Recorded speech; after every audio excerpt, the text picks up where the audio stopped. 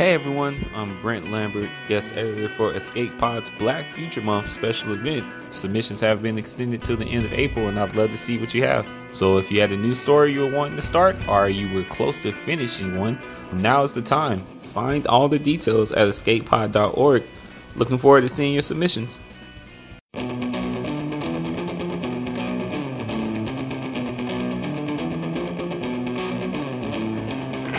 Escape Pod, Episode 782, Electronic Ghost, by Innocent Shizaram Elo.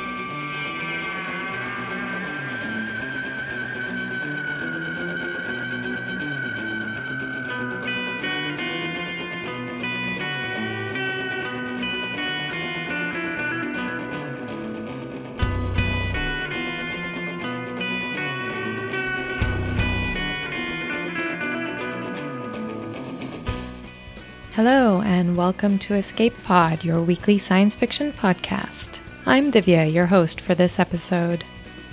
Our story this week is Electronic Ghost by Innocent Shizaram Elo. This is an Escape Pod original. Innocent Shizaram Elo is Igbo. They write to make sense of the world around them. Your narrator this week is Mofiinfolua Okupe. Mofiinfolua is a young Nigerian writer and a reluctant lawyer. Through the mediums of poetry and personal essays, her work explores the themes of womanhood, memory, and self. Her work majorly revolves around the complexity of human emotions and how we as human beings deal with them. Her work is published in the Kalahari Review, Agbowo, and the Iceflow Press. Her Medium page is keenly followed and enjoys a healthy engagement. Now, make sure you listen all the way to the end of the story, because it's story time.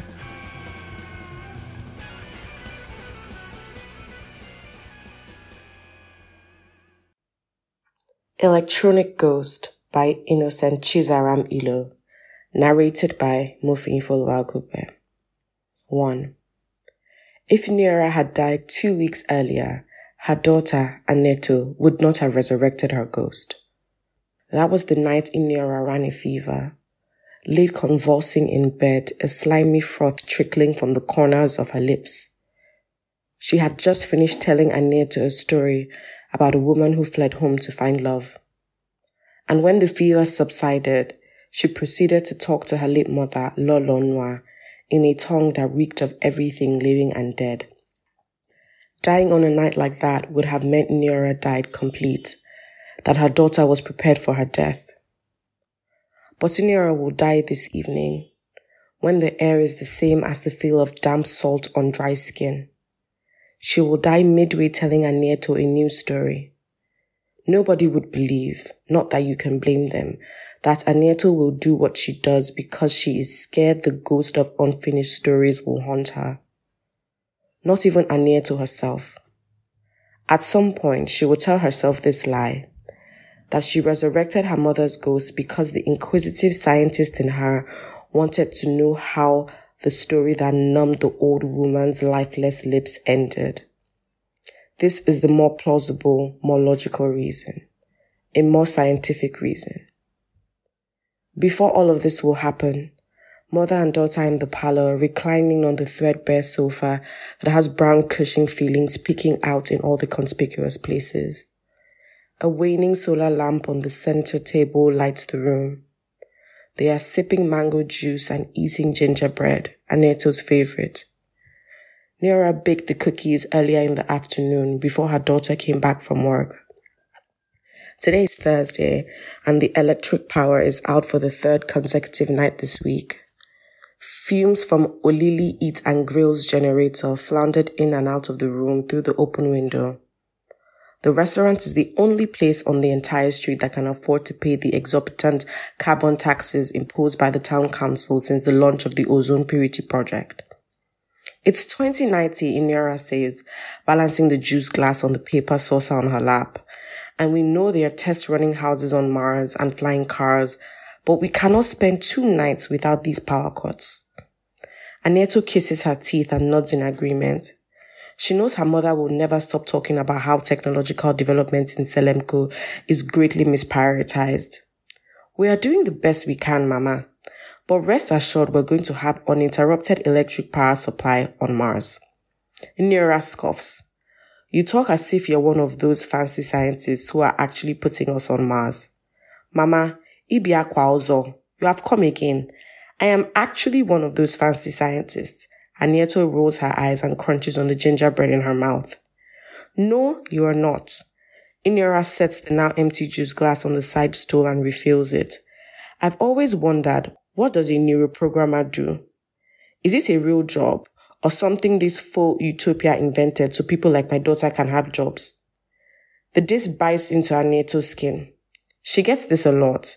People trivializing her job and the exhaustion that comes with having to explain the relevance of what she does.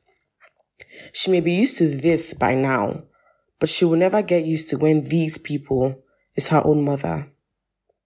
Anieto begins a rehearsed explanation she reels out each time her mother or anyone makes snide comments about her job. A neuroprogrammer studies the brain as a fully functional computer system.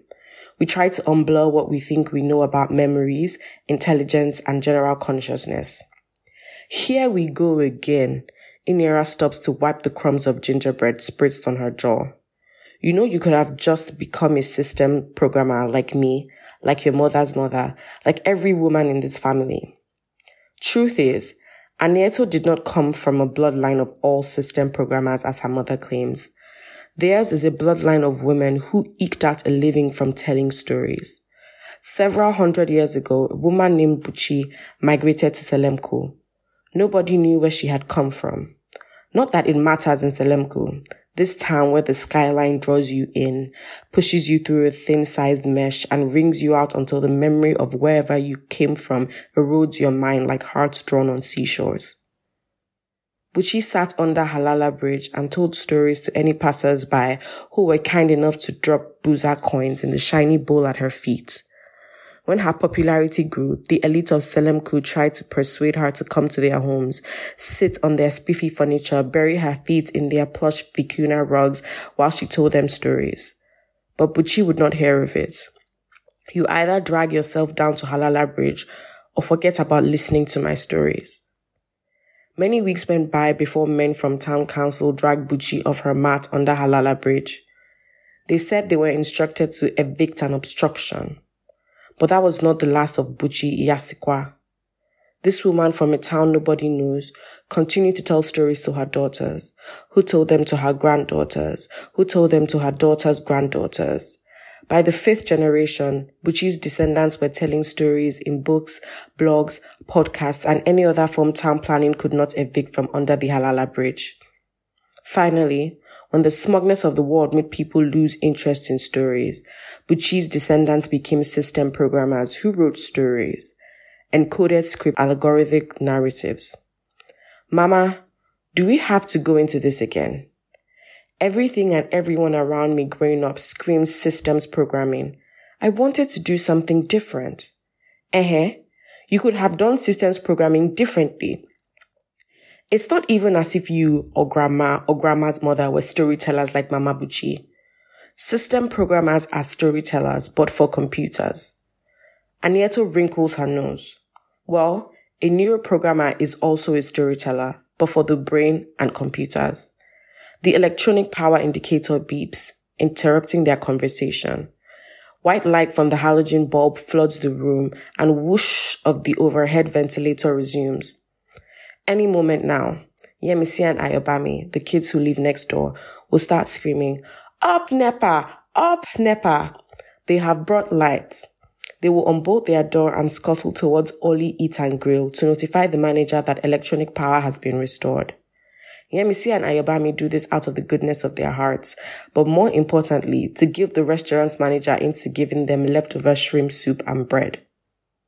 I hope you're not putting on the TV, Inira says as Anieto makes for the remote. Thursday night is always story night, and you know this. But Mama, they are rerunning October 1. Anieto coils on the sofa and mumbles something inadequate. If I got a boozer for every time you watch that movie, then maybe we can afford to pay carbon taxes and buy one of those tika tika tika. It's called a generator, Mama. I know what it's called, but I choose to call it tika tika tika to show how out of place they are in the 25th century. So what story are you telling me this night? The one about the Ogbanje sisters, or the boy who came from the river, or the one about the woman who escaped her home to find love? Chelu, don't be faster than your shoulder. I haven't told you this one before. It's about a food vendor, Iyawo. Iyawo, her daughter Adaku, and their moo, Danda, lived in a little house at the bank of River Bamboo many years ago. Iyawo sold food at a shack near Dari Ridge, just before you get to the crossroads of fate. Mother and daughter spent their days serving food to their customers until Agulu came. Who is Agulu? A man from the land of innumerable sorrows. Agulu had visited Selemku some years back, specifically on the day Adaku would come into this world. Iyawo had the older woman's grip slackens on the juice glass. It slips and shatters on the floor. Mama, look at the mess you've made, Anieto gasped as she rushes to her mother's side. She tears open the now empty juice carton, flattens it, and proceeds to gather the shards with it. You can't control your grip, but you insist on using glassware instead of paper cups. Anieto prizes open her mother's palm to see if she cut herself or if some of the shards are stuck there. Glad you didn't hurt yourself. She folds up the flattened juice carton and disposes into the trash can at the door. Biko, let's continue the story, Anieto says as she resumes her position on the sofa. Iniera does not respond. Mama, Anieto draws closer to her mother and taps her shoulder. Did you doze off? The older woman does not as much as stir. Mama, Anieto calls again. This time, a trail of dread runs deep in her voice. She raises Iniera's hands and checks for a pulse on both her wrists. Nothing. She places her ear on her mother's chest, but it is silent, as if someone reached into it and wrangled away the heart that used to beat there. Anieto grabs her zip phone from the center table and dials 112. As the phone connects to the other end, Anieto, knowing it will take a while before it goes through, performs CPR using the textbook procedure she had learned during the health and safety class in uni. Selemku Central Emergency Services, who am I on to? A voice comes screeching into the phone speaker after almost half an hour of playing Selemku's anthem and telling Anieto to wait a bit more for an agent. My name is Miss Aneto. It's my mother. She was telling me a story and she just slumped. Her heart stopped beating, Anieto says in a half breath. Is she breathing? Is there any heartbeat? Can you check for a pulse? No, I just said her heart is not beating. No what? No, she is not breathing. There is no heartbeat. I can't find a pulse. Okay, that's good. Pardon? Sorry, I mean I'm checking in to send our ambulance your way. Can I have your address? 7B, Ojuku Close. Miss Aniele, could you please hold on while I run a service check? It's Miss Anieto. Sorry for mixing up your name, Miss Anieto. You would have to wait for at least 2 hours, 45 minutes for the next available ambulance to come your way, Miss Aniele. 2 hours, 45 minutes? We're so sorry. There is a queue of about 150 persons ahead of you, and we cannot predict the traffic on the Fiofio Expressway. I'd suggest to keep your mother in a well-ventilated room, perform CPR, and if you can, hope for the best while you wait for us. Thank you for using the Selemku Central Emergency Service. Please do rate this phone call after the beep. Anieto slaps her zip phone face down on the sofa after the beep. Then she springs up as if someone just pinched her and starts to pace around the parlor. 2 hours, 45 minutes? And this is if the traffic on the Fiofio Express is at its best behavior, which rarely happens. 30 minutes of unresponsive CPR is enough to tell Anieto that her mother is dead, but she still needs someone to confirm the news to her. Someone whose job is to announce death to people. In the midst of this tumult, it hits Anieto that her mother was still telling a new story before she slumped. Since she was a little girl, Anieto's mother had warned her about the ghost of unfinished stories. Anytime she felt drowsy and was about to doze off during one of Inyora's bedtime stories, her mother would nudge her awake because if one does not finish listening to a story, the ghost of unfinished stories will come to gnaw at your head by midnight. Anieto never believed in her mother's plentitude of myths about this ghost, how they have a blank face with no eyes, no mouth, no nose, but still manage to be beautiful. How Inyora had seen them in her uni room when one of her roommates dozed off while she was telling a story. She indulged her mother because it was extra funny that a doctoral fellow at Selemku Coding Institute believed in ghosts. But something happened in Anieto's sophomore year at uni that rocked the core of her disbelief. It was the night her mother was telling her the story of the two Ogbanje sisters via FaceTime. Her cell phone's battery was flat and the dorm's internet router was malfunctioning, so she told her mother that they would continue the next day and logged off. That night, something had curled up around her throat, threatening to sap all the air out of her. She longed for her laptop with the last shred of strength left in her and ran out of the room.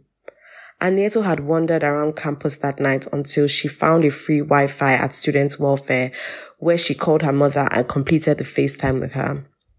She never told anyone about that night.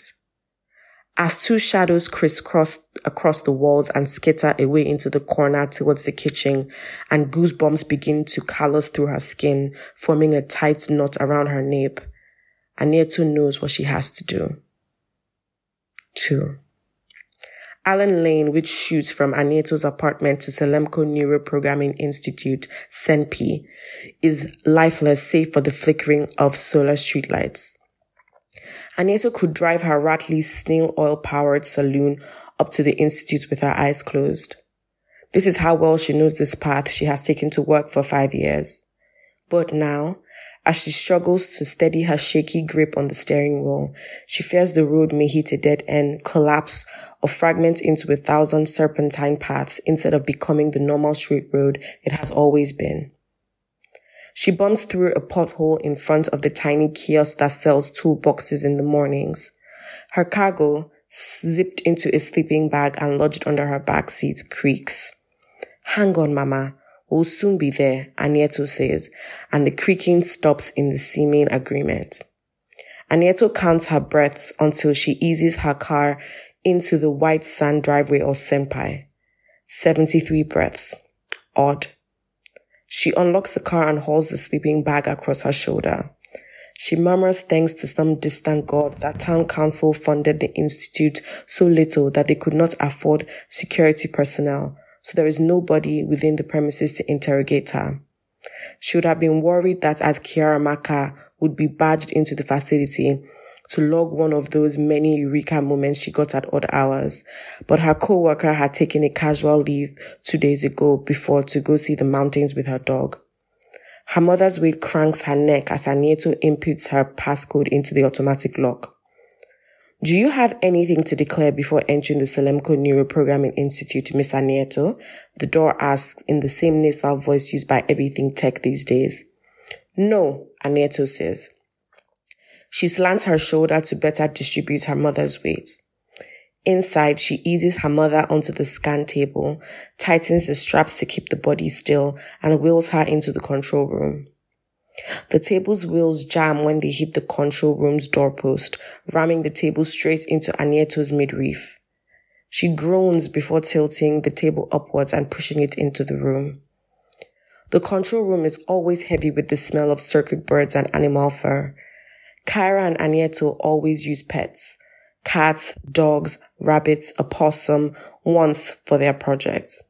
They would scan the dead pet's brain, particularly the cerebrum, which would feed the computer with enough sets of encrypted data. The computer would run over tens of quadrillions of simulations, augmented with pictures, audio, and visual recordings of the pet to produce the script. The script would then be downloaded into a hologram of the pet, and the owner would take it home. People never cared about the project because it was just stupid pets and stupid people who can't get over stupid pets. One time, there was a quitter conspiracy theorist, the same type that sees the Turing virus in every AI, who raised dust that the project was already using human beings. Hashtag I have a right to die had trended on Twitter for like an hour, and that was it. Kaya-Amaka and Anieto had to release a statement on Sempi's blog that even though the project was modeled after the human brain, they had not started experimenting with human beings, but would very much like for volunteers for this proposed experiment. The blog post garnered 4 views, including the 2 times Kaya-Amaka and Anieto viewed it to check the comments. Am I breaking any laws here? Anieto asked the room. Technically, she thinks to herself, no. She has full legal custody of her mother's body. She could decide to do whatever she wanted with it, but that would be after Inera has been certified dead. Certified dead. Anieto flicks the brain scanner switch and attaches the transmitter clips to her mother's scalp. 3. Anieto made sure she lay her mother in the same position she was on the sofa before calling 112 to check up on the ambulance. This time, the responder does not mispronounce her name and assures her that the ambulance has already been dispatched and that it was just a few minutes away. When emergency services finally shows up at her door, she has dozed off and woken up twice. They check Nera's pulse, shake their head and mumble something among themselves before unrolling the stretcher. So what? Is she dead? Anieto asks, wide-eyed. We are paramedics, madame. We can't really say anything until we get her to a hospital, one of the ES says. Anieto is sure the rest of the night will pass in the haze of ground glass. The drive to the hospital is silent and bumpy.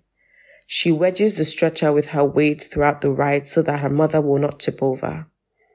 At the hospital, the doctor rubs her palms together and sniffs her nose and tells Anieto that her mother had suffered a hemorrhagic stroke, the deadliest of all, and there is nothing the hospital or Anieto could have done to save her. Dr. Nkoli, as Anieto later learns, is the doctor's name, assists her with the necessary documents to fill and sign, and says that all medical charges are on the house. Anieto wonders if she looks so poor or so broken as to deserve such a degree of compassion from this doctor, whose skin is the color of brown sand washed over by the sea countless times. Back in her apartment, Anieto is sitting at the table in her study. Her ugegbe is open and the curtains are drawn. The ugegbe screen shows script download complete. Click any key to begin hologram projection. Anieto taps enter, and the LCD projector beside the ugegbe flicks on. It is her mother's head that forms first, then the arms and torso, and finally the legs. Follows the logical sequence. That's the good thing, right? There was something offbeat about the brain scan. It was 45 minutes longer than the usual one for pets, and the computer kept churning out simulations. At one point, she had wanted to pull the plug, take her mother home, and wait until emergency services showed up. Anieto, the hologram says, smiling, barely bearing a tooth, just like Nera. Anieto's heart nearly leaps out of her mouth. It works! It works! She and Kaya-Amaka had spent months teaching the scanner the algorithm that they formulated on how to identify consciousness, intelligence, and behavior in the human brain. This was the dream of the project all along. Helping owners of dead pets was just a stepping stone. Ah, Mama, stop talking. Inera's eyes deepen with seriousness. It's almost midnight and I need to complete my story before the ghost of unfinished stories visits to gnaw at your head. When Agulu came to Selemko, Iyawo overfed him until he fell asleep. Then she snuck her hands into Agulu's wish-granting pockets and wished upon herself a daughter. You see, because of an ancient curse placed on them by a coven of witches, women like Iyawo could not bear children the way other women do. Years later, Agulu came to claim Adako. Iyawo was ready for him. She did what she knew how to do best. Cook. This time, she employed her foremothers to curse the food so Agulu would eat it until it began to shoot out from his eyes, nose, and ears. Iyawo and her daughter carried the food-bloated Ogulu to the river and drowned him. But he would come back when Adako took over the shop to be overfed, and Adako would wish upon herself a daughter. It is their circle of life. The Ugegbe's clock beeps midnight. Anieto heaves a troubled sigh and exits the hologram window. She goes to File, deletes the folder in Nyora's script, and clears it from the recycle bin. There is no need of holding on to this figment of her mother. Nyora is gone now. Gone forever, Anieto chides herself. Now that the finality of her mother's death hits her, the tears begin to tumble down Anieto's cheeks. 4. Good morning, Anieto. The words slice clean through Anieto the way a sharp knife cuts through crusty bread. Her eyes are still groggy and her arms are sore because she slept on them through the night. A foot on the door is the Ugebe screen and the hologram hoisted on the flickering LCD projector. She rubs her eyes awake and hopes it is all some dark hallucination that will clear as soon as the sun rays stream in. I said, good morning, Anieto, since you're so grown that you can't greet your own mother. Ah, I get it now, Anieto says to herself. All the stress from last night must have made her forget to delete the folder in Nyora's script. Relief washes down her throat. She considers for a moment or two not to delete the file until she comes back from work, but she decides against it. She did not spend 2 semesters studying the ethics of virtual reality not to know how deep she is in already for even making that hologram complete Iyawo's story last night. Anieto exits the hologram window, deletes the folder for Nyora's script, and clears the recycle bin. The time is 7 o'clock, and the drive to work is barely 5 minutes long, so Anieto can afford to splurge time a bit. She turns on the home sound system and selects the 20th century high-life classic, Ekwe, before getting into the bathroom. She hums along to the song as the tub fills with warm water. As Onyeko Owonu's soulful voice is getting to the bridge, the song stops. Anieto groans. The sound system sometimes glitches and one needs to press pause and play to get it working again. If Nyora wasn't dead, Anieto would have called her too. The sound of this song is too damn loud, Anieto. We have neighbors. Anieto springs out of the bathtub, grabs a towel, and dashes into the bedroom she shared with her mother. She throws on a cream shirt and blue denim shorts, fumbles into a pair of flats, snatches her car keys off the bedside stool, and runs downstairs towards her car. She did not dare go into the study because she did not want to believe that the hologram is still on display after she made sure she deleted the files. Throughout the day, Anieto tries to bury herself with work. No pet owner comes in today, so she goes over all the account files dating back the 5 years since she started working at Senpi. When she does not find any errors in them, she starts charting graphs and running covariance analysis on the spreadsheets. Before lunch break, she calls Kari Amaka twice to ask about her trip, how well she was enjoying the mountains with her dog. When she calls the 3rd time after lunch break, Anieto bursts into tears and tells Kaira about her mother's death. She does not tell her about the brain scan or the script files that have refused to be deleted or the hologram that self-projects. Kaira volunteers to cut her leave short and come back the next day, which Anieto declines, but her co-worker insists. Just before the closure, the hospital calls to remind her that she still has not decided the corpse management option for her mother. The form she filled last night listed traditional burial, cremation, or biorecomposition, as if they were food choices at some high-end restaurant. She finally chooses biorecomposition because it will qualify her to claim a tax rebate the next day. From work, she drives straight to Olili Eat and Grill. She has been to the restaurant just once, 2 years ago, when her mother retired from Selemku Coding Institute. The two had decided to try something new, eat out, and they regretted every bit of it. The restaurant was too loud and too smoky, and the tabletops and stools were coated with turkey grease. It still had not changed. Anieto makes sure she wipes the stool and the table this time before sitting down. A sweaty waiter wearing an untucked shirt and smudged lipstick strolls over to take her order. Chicken and chips. Organic or GMO? Organic. Drink Coke. When the order comes, Anieto smiles at the waiter and stops her from apologizing that the restaurant has just run out of ketchup. She cuts a bit of chicken and tries to chew it. It tastes like leather. leather sprinkled with salt and black pepper. She spits it out, takes a large gulp of her Coke and swirls it around her mouth. They are definitely diluting the Coke with water, but it is better than the leathery chicken and burnt chips Anieto would be caught dead tasting. Her zip phone buzzes and she picks up the call. Anieto, it's past 8. Why are you still not home? You don't usually stay out this late. Did something happen? Hello? Please. Anieto checks the caller identification panel. Mom, home. She ends the call, gathers her things and leaves the restaurant. She's not going to sleep in the apartment tonight. The ceiling in the motel is so close that Anieto imagines the boards will at any moment now descend and press against her chest. It is 8 o'clock and outside her window are people and cars bumping into each other to get to work. She looks at her zip phone under the pillow. It is switched off, has been since the creepy call came in last night. She knows she has to turn it on because Kaira is sure to call, and Anieto needs to place some calls to Niora's former colleagues and friends to let them know of her mother's demise. That can surely wait. Right now, she needs to get away from everything.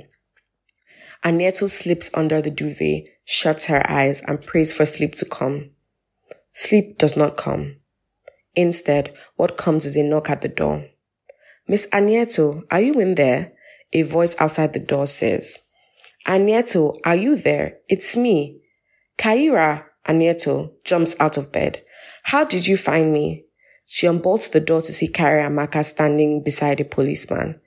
Miss Anieto, a Miss Niora filed a missing person report last night, the policeman says.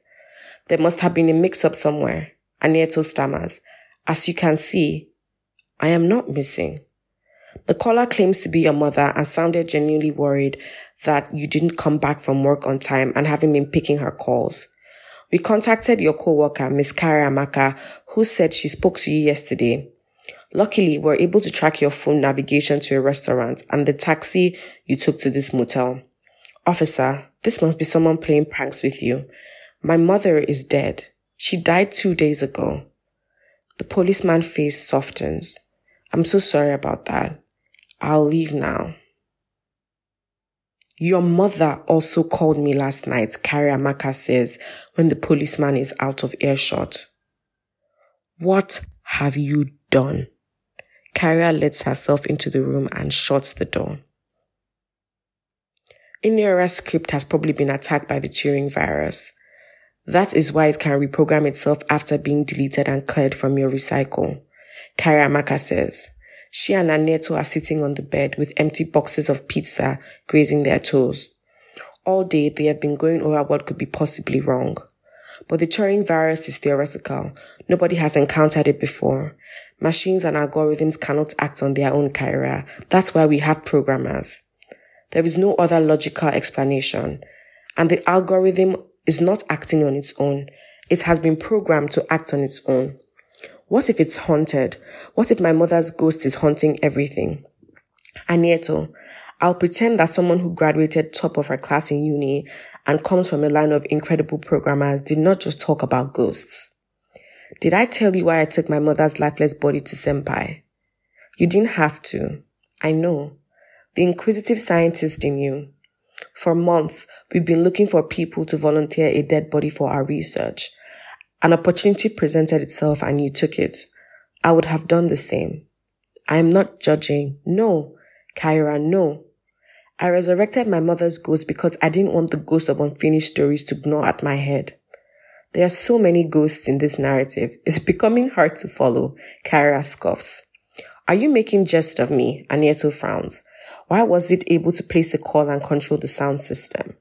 You're acting irrationally. Of course, the program is on your Ugebe, which is synced to your sound system and your mother's phone. You are on your way to make a breakthrough to show that our project works for the human brain in a way so superior that the program begins to work on its own. Kaira Amaka gets up from the bed. We're going to your apartment.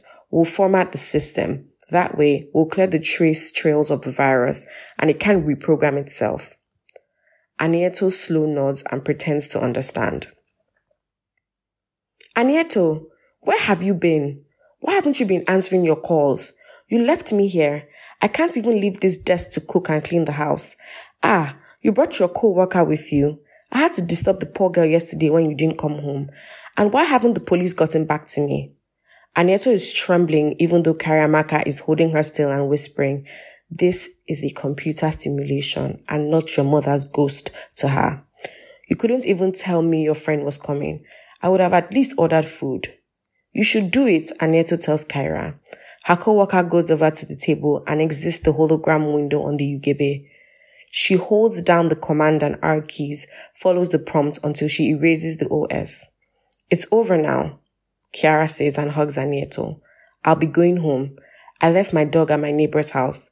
I doubt he'll remember to feed her. Thank you for everything."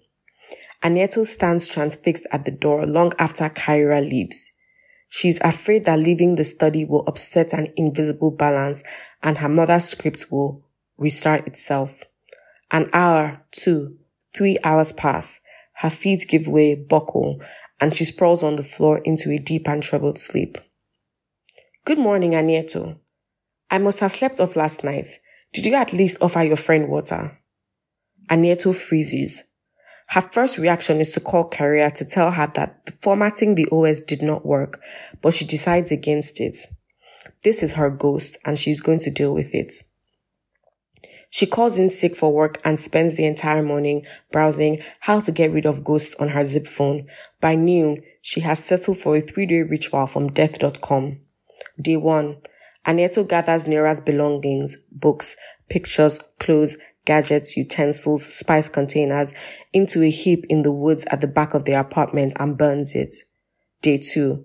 She scrubs the house with a special lavender detergent she ordered from the website. Day 3. She burns a full pack of incense, which she also ordered from the website. The incense is so heavy in the room that she has to sleep in a hotel that night. So when Anieto walks into her apartment on the 4th day and sees the hologram hoisted on the projector and Ugebe screen on, she stares directly into the hologram. All the fear inside her dissipates. "Why should I make Neura go away after all?" Anieto muses to herself. She knows the right thing to do. File a complaint with the AI review board for a proper investigation because clinging to this is not healthy or reasonable, should not be healthy or reasonable. And what if her mother returns after the folks from ARB have combed every motorboard inch of the laptop's LCD projector and the brain scanner? This ghost or simulation is something she created, something that is not interested in going away, something Anieto must now learn to live with. "Mama, good morning. Why have you been avoiding me for the past 4 days? Kedu ife meregi? What have I done to you, Bo Anieto? I'm sorry, Mama. I've been having trouble with work, but it's over now. I've fixed it. I forgive you, Nem, but you need to tell me these things so that we can go through it together. Thank you, Mama. What are we making for breakfast?" "Gingerbread."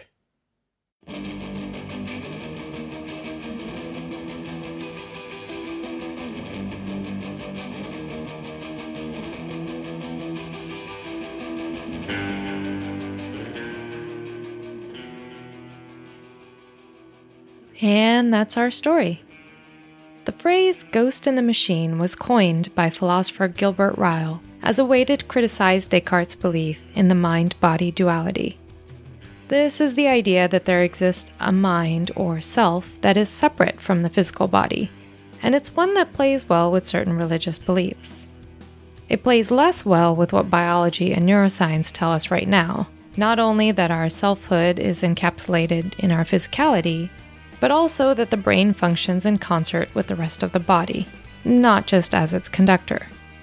Personally, I'm not particularly spiritual, but I, like many science fiction authors, am intrigued by the idea that we can house ourselves in bodies that aren't the ones we're born with.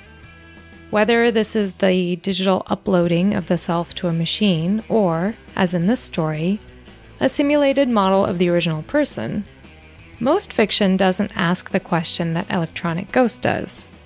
Might the machine, once imbued with a persona, decide that it exists?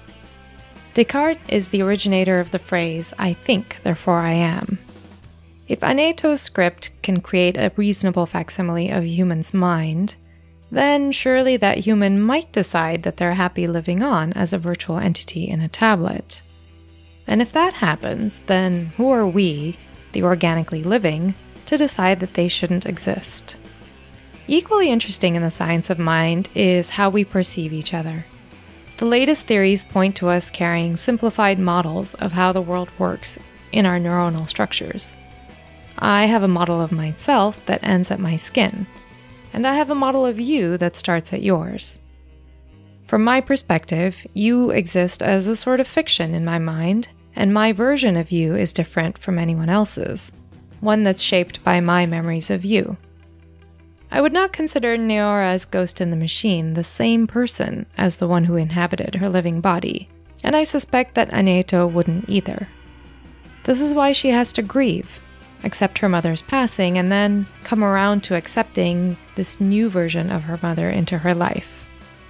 The two entities are definitely related. Perhaps her tablet is imbued with her mother's soul, if you believe in such a thing, or perhaps not.